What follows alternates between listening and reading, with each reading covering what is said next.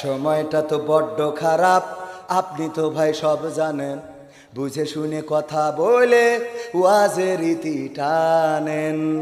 উস্কানি ফুসকানি মূলক বলবেন না কোনো কথা, এই মঞ্চে রাজনীতি ভাই করবেন না অযথা। আমরাও ভাই কুরআন জানি মানি মোটামুটি, ঝামেলাতে থাকি মাঝে মাঝে নিয়ে ভোটা ভুটি। মক্তবেতে শিখেছিলাম আলিফ বা তা সা, কোরআন হাদিস মোটেও জানি না এমন কিন্তু না। তাই রাজনীতি চলবে না ও হুজুর, রাজনীতি চলবে না, তাই রাজনীতি চলবে না ও ভাই, রাজনীতি চলবে। এবার বলছে হুজুর শোনেন, ও মুখ হুজুর ওয়াজ করে কত মধুর সুর, কবরেতে গেলে পাবো ৭০,০০০ হুর। এরকম ওয়াজ আছে না নাই? এরকম বক্তাদের মাহফিল বন্ধ হয় কারণ কি? কারণ এই বক্তাগুলো শুরু দিয়ে দিয়ে বলে গো জাকির নায়েকের আলোচনা শোনা যাবে না, সেই ইহুদিদের দালাল তার বাংলাদেশে আসতে দেওয়া যাবে না।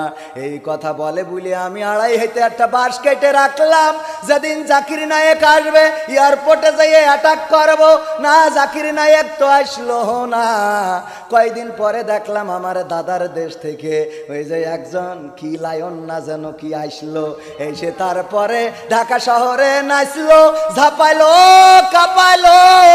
আমার হুজুর কোনো কথা বললো না। তখন বুঝলাম আমার জাকির নায়েক হারাম, কিন্তু উনি হালাল। এরকম হুজুর আছে না নাই?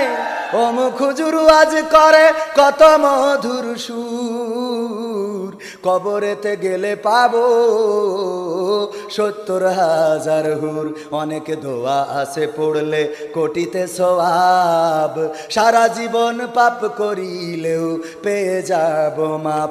বাপ দাদারে নাজাত দিতে করেছি ৪০, আমার বেলায় ৪টা গরু গোয়াল ঘরে পোষা। আমিও ভাই কিছুটা জানি, মানি না তা না, ছোটবেলায় শিখেছিলাম আলিফ বা তা সা।